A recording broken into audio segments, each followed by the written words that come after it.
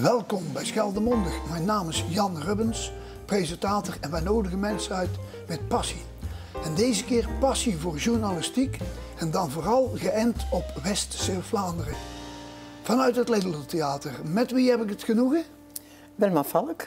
Wilma Valk. Geweldig Wilma, we hebben een heel leuk voorgesprek gehad. Ja. Je hebt een aantal foto's opgestuurd en daar gaan we het allemaal over hebben. En natuurlijk wil ik toch eventjes onder aandacht brengen. Hier, kijk.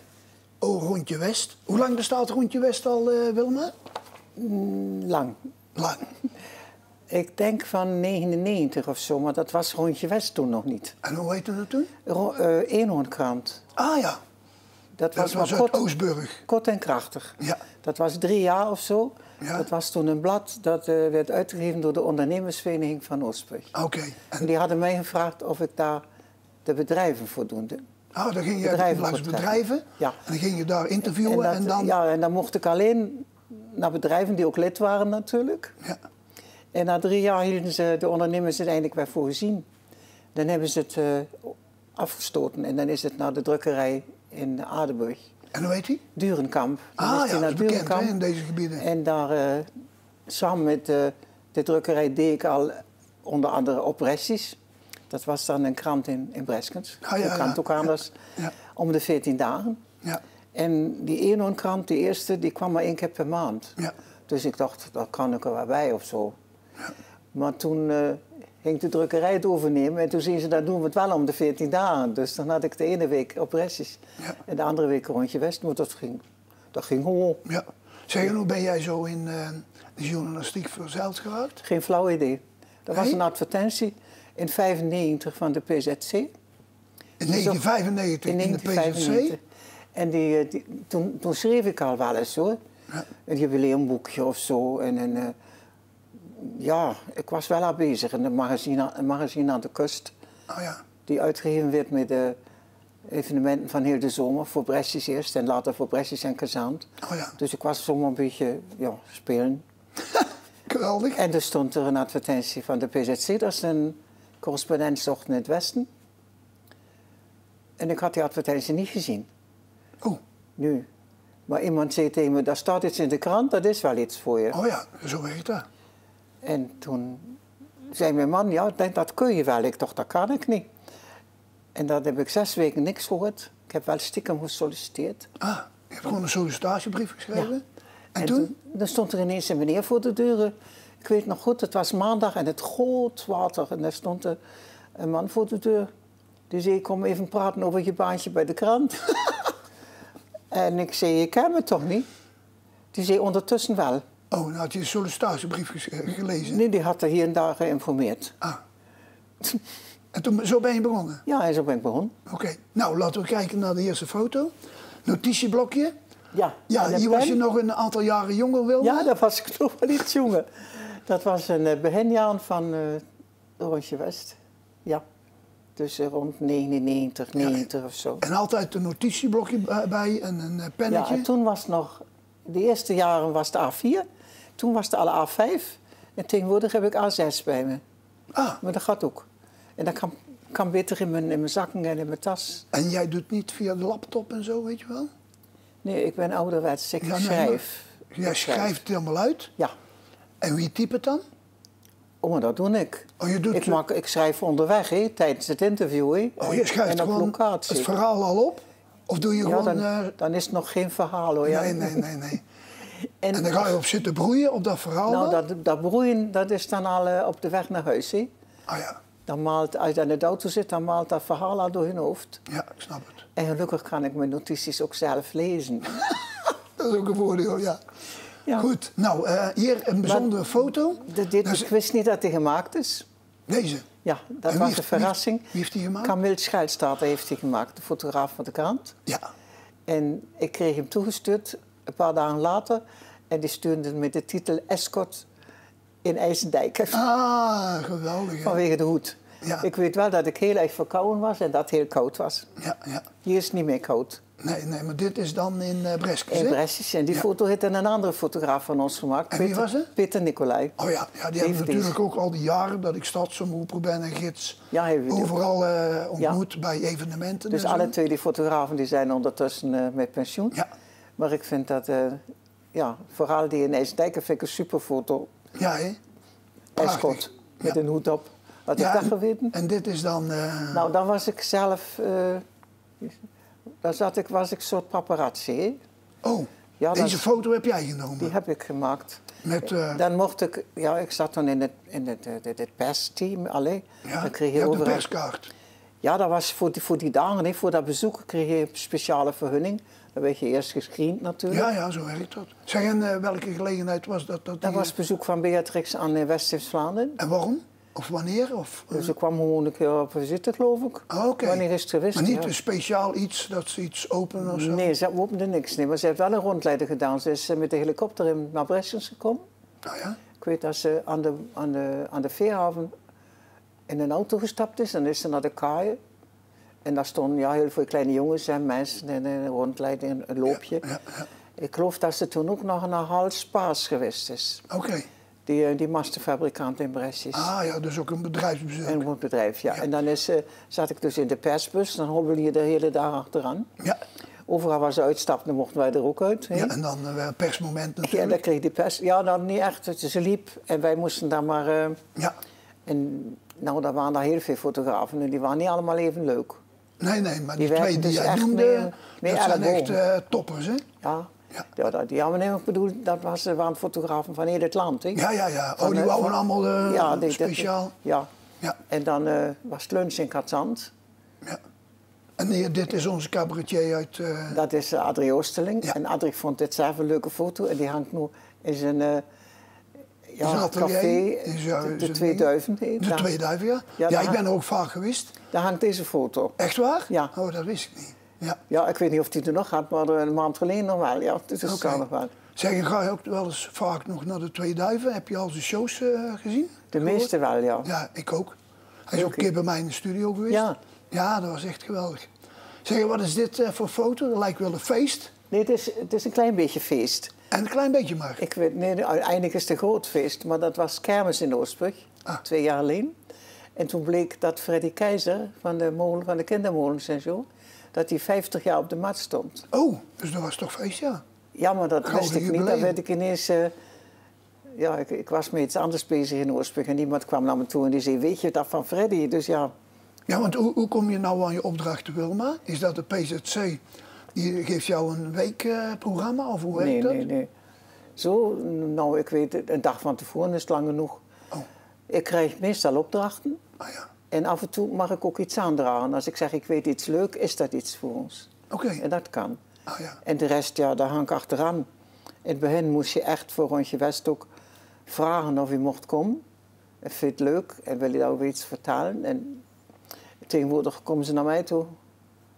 En dan krijg je het gewoon aangedragen. Ja. En dan leg je het voor aan de redactie van de PZC? Nee, dan doe ik het voor Rondje West. Of voor Rondje West. Oh ja, je hebt 2 dingen. De PZC en Rondje West. En Rondje West. En Rondje West is dan voornamelijk over West-Vlaanderen? Of ga je ook... Ja, West-Vlaanderen toch wel hoor. Ja, hè? Ja. En nieuwtjes en zoveel mogelijk natuurlijk. Ja. En hopen op adverteerders, want hoe meer adverteerders, hoe dikker is dat blad. Ja, zo werkt het gewoon, hè? Ja. En nu is het zomer, dus dit is vrij dun. Ja. Zeg, en hier staat een trio en... Dat is de redactie van Op Breskes. En van links naar rechts? Nou, dat ben ik. En in de midden? Dat is Reggie Corijn. Ah ja? En dan hebben we Frans Meijert. Dat is een bekende naam. Zonder Frans kunnen we niks. Nee, want die heeft toch boeken geschreven? Ja, we hebben een heleboel boeken gemaakt. Ja. Samen. Ja, en noemt er eens een paar? We hebben over Breskes gemaakt, over 500 jaar Breskes. We hebben een boek gemaakt over het bombardement op Breskes. Ah ja. Dan hebben we een boek gemaakt over de visserij. Over 50 jaar visserijfeesten en nog meer hoor. Grote boeken. Ja, we hebben een hele serie boeken gemaakt. Maar dat was voornamelijk ook om de kast te spekken. Ah ja. Van Op Breskes. Ja. Want we vroegen ieder jaar een tientje, vrijwillig. Oh ja. Want het blad was gratis en we vroegen per jaar een tientje. En Reggie is dan onze financiële man ook. Hij was secretaris, maar hij wist ook heel veel van Excel en andere dingen. Oh ja. Hij heeft dat dan een keer uitgerekend. En dan kwam er per voordeur 4,20 € binnen. Ja, dat is mooi. Is dat mooi? Als we vroegen een tientje. Oh, per jaar? Per jaar. Oh, en hoeveel uitgaven per jaar zijn er dan? Normaal? 25. 25 voor 4 €. Ja, dat kan eigenlijk niet, hè? Dat moet een tientje zijn, toch? Ja, ik vond het van waar. Maar ja, iedereen die riep, als er op restjes een uur of een dag te laat was. We hebben op restjes niet gehad, maar betalen. Ja. Dus dan gingen we maar weer een boek maken. Ja, ja. En dat geld ging dan in de kas. Ja. Zeg, hoe was dan de taakverdeling? Jij schreef de verhalen en die andere... Reggie schreef ook en ik schreef. Ja?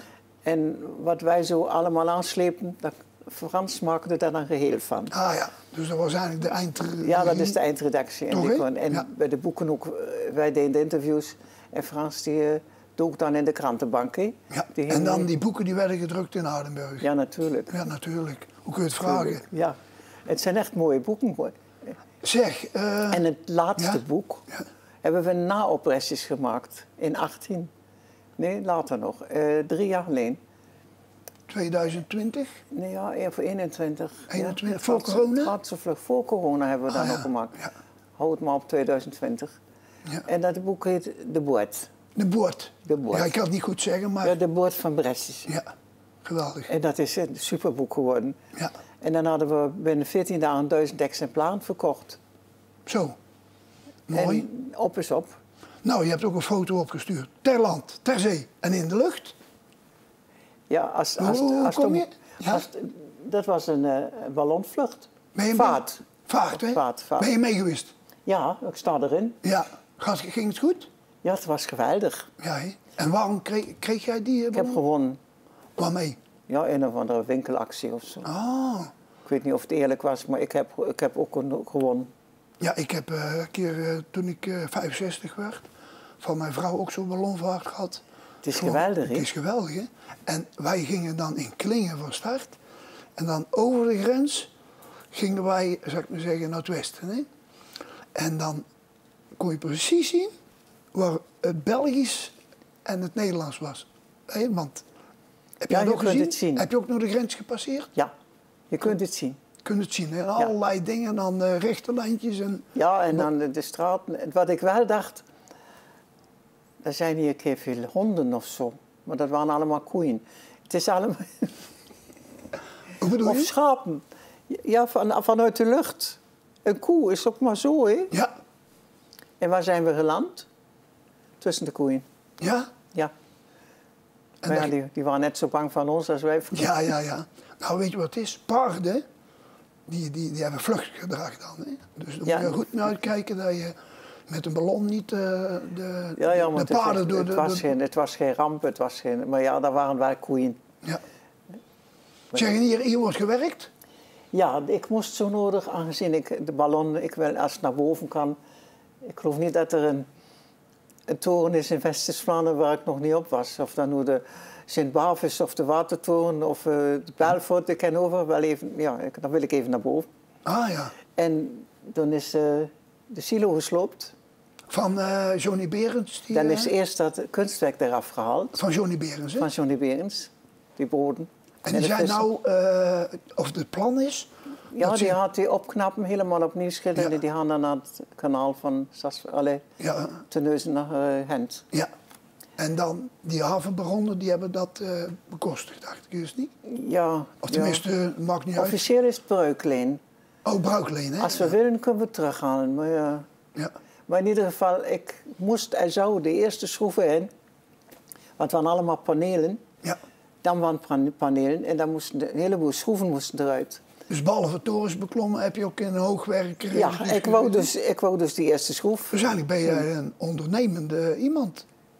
Ja, maar als ze me de kans geven dat ik daarmee naar boven mag, dan doe je dat toch? Ja, ik zou het ook gedaan Dat is hebben. dankzij medewerking van Sago natuurlijk. Je mag er niet zomaar in. Nee, dan moet je eerst aangelijnd zijn en zo Dus, natuurlijk. maar ik... Nee, bijzonder. En wie hebben nou deze foto's gemaakt? Een vriendin van me.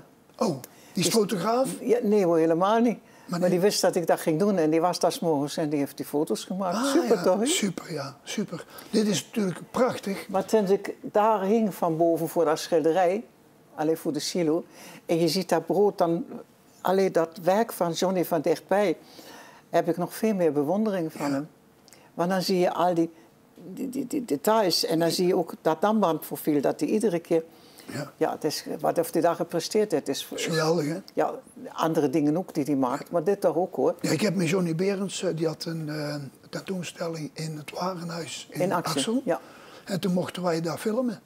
En ik mocht hem interviewen. Leuk, hè? Ja, dat was geweldig, joh. Ik moet er nog langs, maar ja, dan moet ik hem wel eventjes langs zijn huis rijden natuurlijk. Ja.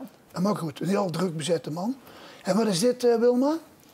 Dat Visserijmuseum Breskes. Dat ligt ook aan je hart, hè? Dat is dus aan de terminal in Vlissingen. Waar daar hangt dan een bord voor het Visserijmuseum. Ah ja. En wat heeft dan het Visserijmuseum en Wilma en de boot te maken? Ik ben sinds 1995 gids bij het Visserijmuseum. En 3 jaar geleden was er de vraag vanuit de ferry of we iets samen konden doen. Maar ze verkopen dus ook combi-tickets. Dan krijg je dus korting aan entree voor het museum in de boot. En ze vroegen dus of we iets samen konden doen. En dat, ja, gidsen. Ja, we wouden daar wel. Ja. En dan krijgen we een donatie aan het einde van het seizoen. Dus dan ga je op en neer met de ferry. Heen en weer. Van Breskes. Steeds heen en weer. Steeds heen en weer. Je pakt niet de microfoon, maar je gaat gewoon mensen... Je kunt niet een microfoon pakken aan boord. Nee. Maar je hebt om de 25 minuten heb je niet publiek. Je moet gewoon op de mensen af. En hier zien we dan een foto dat jij het aan geïnteresseerden uit staat te leggen. Ja, dat is aan boord. Ja. Mooi. Ja, dat is heel leuk werk. En hoe vaak doe je dat dan per week? Ik doe maar 1 keer per week. Maar dan hang ik wel 5 uur. Oké. En wie is dit gezelschap? Nou, die man die daar hier helemaal rechts staat, dat is Jaap, een collega. Van het Visserijmuseum? Van het Visserijmuseum, die doet het nog steeds. En die gidst ook op de boot? Ja, die doet het op de boot nog steeds. 2, soms 3 keer per week, maar die gaat dan maar 2 uur. Oké. Ik ga dan 1 keer, maar dan heel lang. Alleen heel lang, ja, ik vind dat lang genoeg. En die andere, hier staat de directeur erbij. William Vloed. En de anderen zijn ook gidsen en vrijwilligers van het museum, die andere 3. Maar die hebben na een jaar afgehaakt. Oh. Die zagen het niet zitten. Nee, daar moet je ook voor zijn, hè? Ook zowel lichamelijk als geestelijk. En... Nee, dat zijn gidsen. En die gidsen in het museum, en nog steeds. Maar daar krijg je een groep. En daar sta je klaar en dan weet je wat je moet doen. Dan geef je een rondleiding. Ja. En dit is gewoon, je moet op de mensen af. Ja. Je moet contact maken. En, dus eigenlijk ben jij een storyteller. Nou, ze vragen ook dingen, niet? Ja. Ik heb wel eens iemand gehad die heel bang was. Die vroeg naar de reddingvesten en de reddingboten en de sloep. Ja. En of ze dan van boord komen. Ja, we hebben ook zo'n slurf aan boord. Ja. Maar waar is die dan? Ja, ik zeg, die kan er niet uit hoor, die kan ik niet laten zien. Nee, maar hij is er wel. Hij is er wel, dus ja. Eigenlijk heb je ook de taak, als iemand bijvoorbeeld angstig is, om die op het gemak te stellen. Ja, maar ze vragen ook midden op de Schelde is er hoog water. Dat wordt het gekker. Ja, maar... Daar is het altijd hoogwater hoor. Ja, ik snap het. Maar ja, heel veel mensen die weten niet wat eb en vloed is. Het is me wel opgevallen die laatste jaren nu, dat er heel veel mensen die niet van hier, de zee niet kennen, dat ze eb en vloed leren op school. De aantrekkingskracht van de maan of zo, dat weten ze allemaal. Maar als ze het nog niet gezien hebben, dan snappen ze er niks van. Nee, dat klopt. Dat wij met zoveel verval zitten van ruim 4 meter. Ja. In Breskes en Vlissingen. Ja, in de Safting hebben we 5,5 meter. Ja, daar is nog in het oosten. In Antwerpen met de loop op.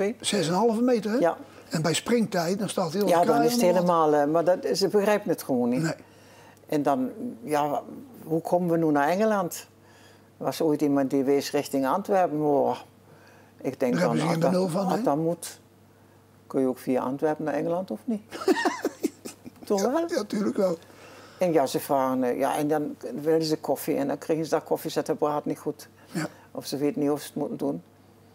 En dan is er wel eens iemand die loopt maar steeds rondjes. Die zegt, hoe kom ik nu aan de andere kant? Ja, ik zeg, er is hier maar één buitenkant.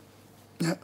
En je hebt mensen die toch nog steeds, vooral ouderen, die hier vroeger als kind kwamen en die met hun ouders dikwijls op de boot gezeten hebben. Ja, want... En die daarover vertellen en die nu komen, ja, en nu ligt er iets heel anders in. Ja. Daar wordt nog, het valt me wel op, nog steeds vaak over de boot gepraat. Ja. En over de kroketten die steeds groter worden en de snert die steeds lekkerder wordt. Ja. En de gezelligheid. Ja, maar het is 20 jaar alleen en toch wordt er nog... maart 2003. Ja, maar het wordt nog steeds over gepraat. Ja. Nou, ik heb het zelf een keer gehad dat ik een boot afgehuurd heb met mijn Brabantse familie vanuit Perkpolder. En dan voeren we zogenaamd naar Kruiningen. En dan kwamen al die verhalen die kwamen boven. Ja, er zijn heel veel verhalen. Zeker als kind. En dan gingen wij vroeger vaak uit Hulst naar Brabant. Die kinderen van mij die hebben het er nog over. En dat is op die boot. Want dan kregen ze een ijsje of een soepje of een kroketje of ja, maar het was toch ook voor ons, van hier dan, als je de boot opkwam, daar was het in auto uit en op slot en naar boven van. Je zag altijd bekenden en kennissen. Het was altijd, ja, het was dan ook maar 20 minuten, maar het was heel gezellig. Ja, het was altijd een sociaal gebeuren en vaak zag je dezelfde mensen en zo, weet je wel. En dan als je terugkwam van vakantie, voordat de expressweg er was, dat je aan Roosendaal al keek welke boot kunnen we halen. Ja. Ja. Ja, zo werkt het. Dat je tempo daar een beetje op aanpassen. Ja, nou, het is mooi. Ik ben 3 keer in militaire dienst geweest op herhaling in Duitsland. En dan zei de grootmajoor, jij komt uit Zeeuw-Vlaanderen en jij moet die boot nog halen. En dan kreeg je een aparte jeep, mocht je eerder weg, hè? Ja, zo werkt het dan. Ja, die verhalen ken ik ook. Daar hebben we er heel veel gebruik van gemaakt. Ja, ja. Nou Wilma, ik noem jou gewoon een storyteller. Niet gewoon, maar gewoon heel goed. Ja, maar het is leuk. Ja, het is leuk hè, om te doen, hè? Ja. Zullen we een eind aanbreien? Want ik krijg het seintje dat we al lekker 25 minuten bezig zijn. Het is niet waar. Ja, echt waar, joh. Wilma, van harte gefeliciteerd met je 80ste verjaardag. Dankjewel. Ik kwam bij jou op bezoek. Ik dacht, ja, die is niet ouder als ik. Maar je hebt een goede gezondheid, de 80 jaar leeftijd bereikt. Ik hoop het nog een poosje vol te houden. En wij hopen ook dat je dat doet. Want die verhalen in Rondje West, die moeten gewoon door blijven gaan. We doen ons best. Dan gaan we nu de kijkers bedanken. Nou, beste kijkers, hartelijk dank dat jullie weer gekeken hebben. Rondje West met Wilma Vank. Ja, de passie die spat van het scherm af, hè. Wilma, zullen we erop proosten? We gaan erop proosten. Ja. Op jouw verjaardag, je gezondheid en alles wat met Westen te maken heeft.